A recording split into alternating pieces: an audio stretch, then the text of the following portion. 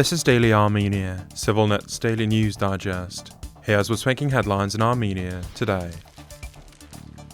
Armenia's foreign ministry welcomed the recently announced ceasefire in Gaza today, describing it as an important step toward restoring peace and stability in the Middle East. We welcome the ceasefire agreement in Gaza, which also secures the release of hostages and ensures free access of humanitarian aid, reached through the tireless efforts of mediators led by US President Donald Trump.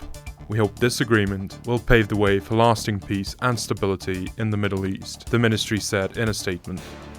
Israel and Hamas announced the long-awaited ceasefire and the hostage release deal yesterday. The agreement, brokered with US, Egyptian, and Qatari mediation, provides for the release of all hostages in the coming days and the withdrawal of Israeli forces from agreed areas, according to President Trump. Israeli Prime Minister Benjamin Netanyahu called the deal a diplomatic success and a victory for Israel. Yerevan has consistently supported a two-state solution to the Israeli-Palestinian conflict and formally recognized the State of Palestine in June 2024. At the same time, relations between Armenia and Israel remain strained.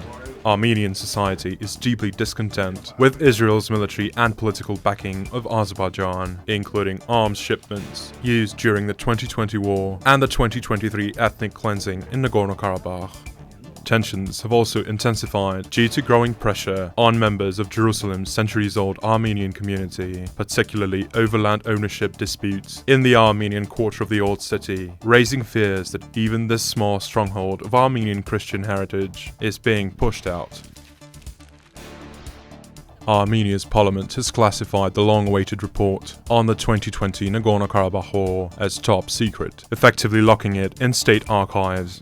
The decision means even lawmakers can access it only with special security clearance, a move that has drawn criticism over transparency, accountability, and the government's willingness to learn from one of Armenia's most significant military defeats.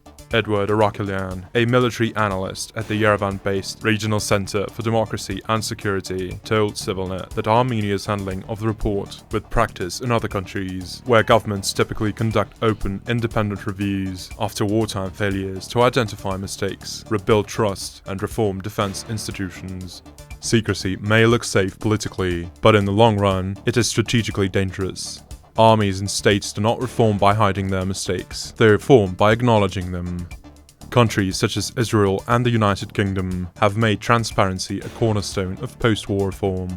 Israel's Agranat Commission in 1973 and Weinegrat Commission in 2006 publicly investigated military failures, exposed intelligence errors, and led to resignations among top officials. Britain's 2016 Iraq inquiry, a 12-volume report, found that the invasion was based on flawed intelligence, reshaping the country's defense and oversight practices, despite no legal action against former Prime Minister Tony Blair. Even Georgia's post-2008 review, though largely blaming Russia and avoiding internal criticism, was made public and open space for debate.